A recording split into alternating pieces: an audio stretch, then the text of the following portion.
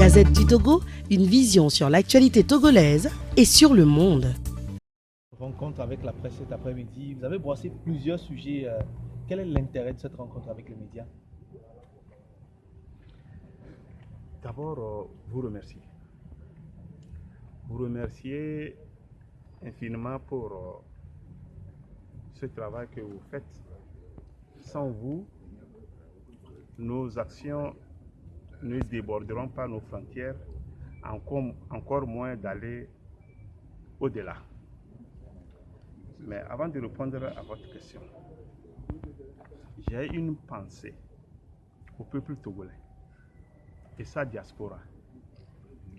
Le peuple togolais est celui qui, depuis 5 octobre 1990 jusqu'à aujourd'hui, a payé le prix de ce dont il s'est engagé, corps et âme, avec sa diaspora en appui. C'est le seul pays aujourd'hui qui, au-delà des avancées qu'on peut remarquer ici et là, est resté dans le statu quo. Mais malgré tout, ce peuple-là reste debout. La diaspora est à la pointe. Le peuple à l'intérieur du pays est debout, de Sinkasi jusqu'à Naho. Alors je voudrais avoir une pensée et un remerciement sans fin, un soutien sans fin et un encouragement à ce peuple-là de garder le cap. Parce que si durant 30 ans on n'a pas eu un résultat probant, ça ne veut pas dire que demain ou après-demain nous ne pourrons l'avoir. Si ça n'a pas marché hier, cela ne veut pas dire que demain, ça ne marchera pas. Aujourd'hui, je suis en vert. C'est une expression de l'espoir que j'ai pour le peuple togolais et sa diaspora dans ce combat qui est aujourd'hui un combat sans fin. Mais chaque chose a un début et a une fin. D'accord. Quelle est la position des acteurs de la vie sociopolitique togolaise quand on prend l'espace civique, la liberté d'expression, de manifestation, vu ce qui s'est passé récemment avec l'arrestation de certains Togolais de la diaspora à peine rentrés au pays?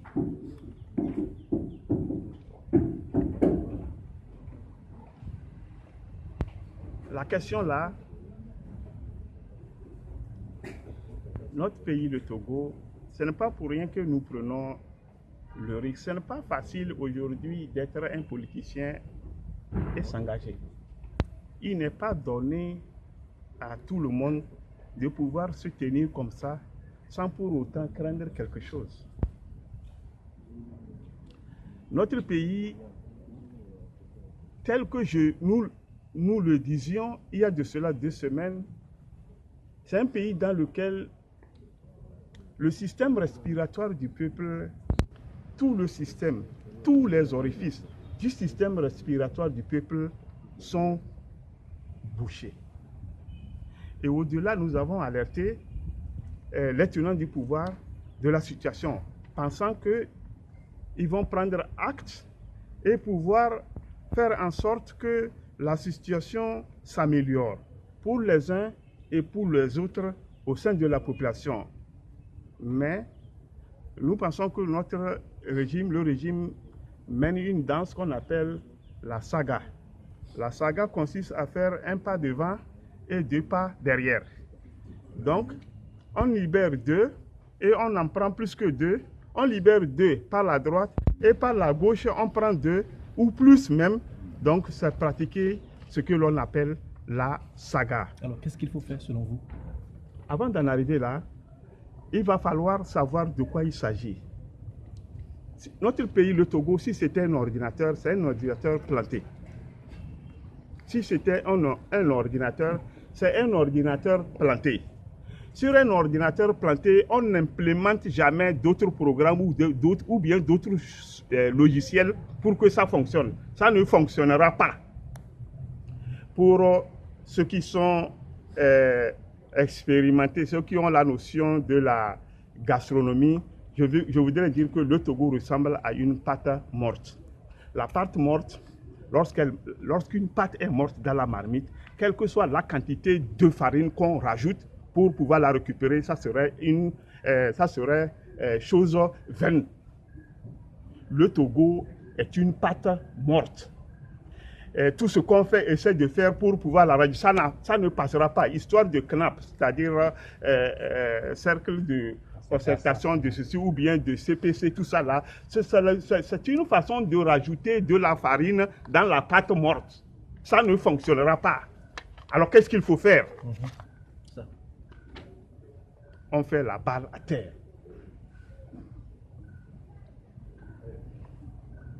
J'ai envie de parler aux tenants du pouvoir, devant vos micros.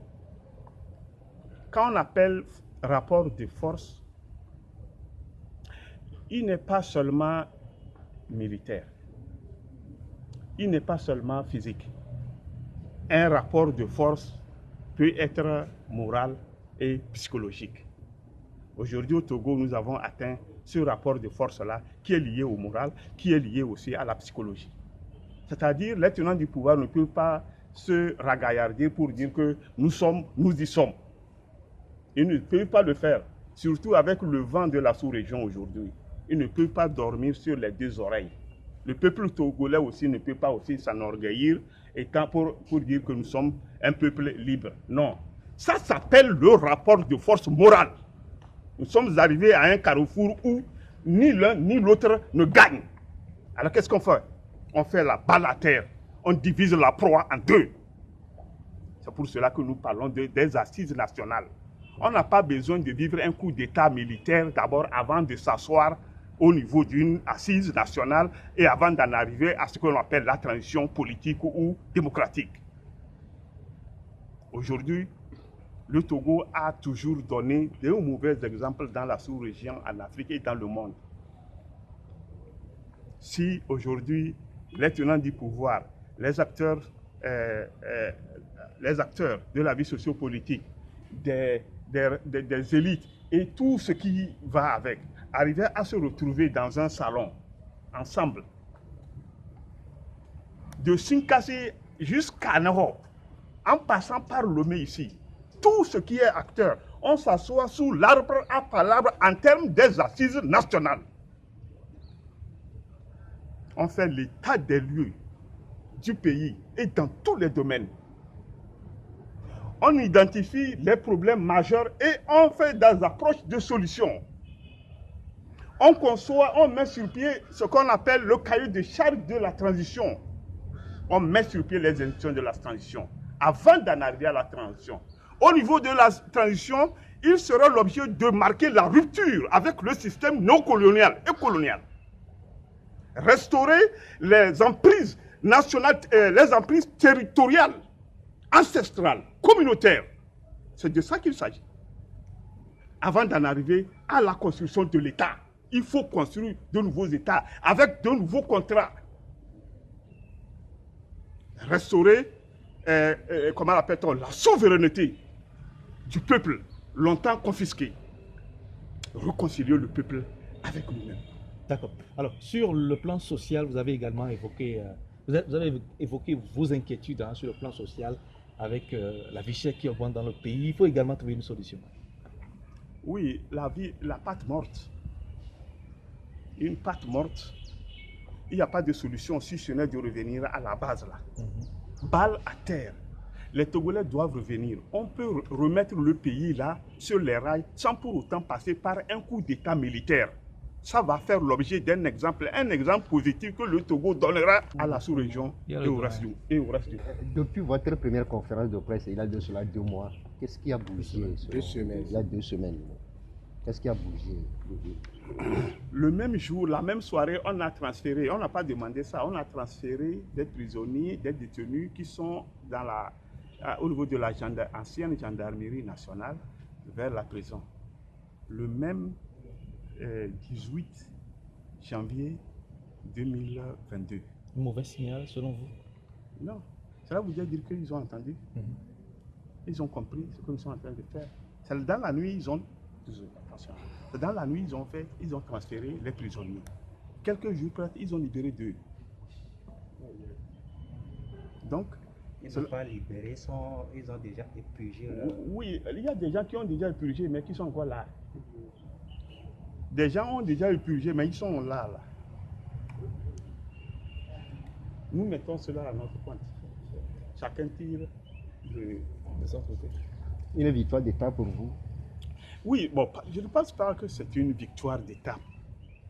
Aujourd'hui, nous avons besoin.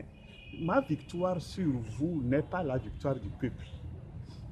La victoire du régime sur un opposant ou bien un groupe d'opposants, ou ce n'est pas. La victoire, si elle doit être une victoire nationale. Nous avons besoin de nous retrouver entre nous pour dire qu'est-ce qui ne va pas. Nous avons manqué le cap. Au lieu de prendre le nord, peut-être que nous avons pris le sud. C'est ce que Godwin t'était expliqué. Quelque chose de 6 heures pour atteindre, tu fais déjà 12 heures sans atteindre. Il faut se poser la question. Est-ce que tu n'as pas perdu la voie? Aujourd'hui, il n'y a rien à faire pour le Togo si ce n'est de se retrouver sur le plan national en termes d'assises. La solution, la maxime, la solution, la panacée, c'est d'abord et avant tout les assises nationales. Et qui peut convoquer ces assises? Ceux qui ont le pouvoir, ce n'est pas eux qui ont organisé le CNAP, ou bien c'est la CNAP? La CNAP. Ok. Ils ont organisé la CNAP.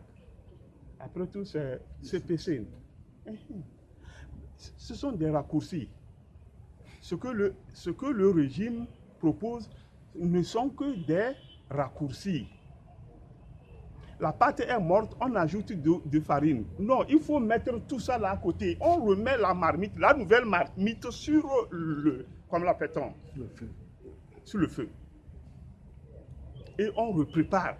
Mais cette fois-ci, en bonne et due forme. La Gazette du Togo, une vision sur l'actualité togolaise et sur le monde. Rejoignez-nous sur le www.lagazettedutogo.com ou sur nos comptes Facebook, Twitter et YouTube. Pour tout contact, écrivez à contact@lagazettedutogo.com ou appelez le 92 80 88 53. La Gazette du Togo, c'est l'information en continu.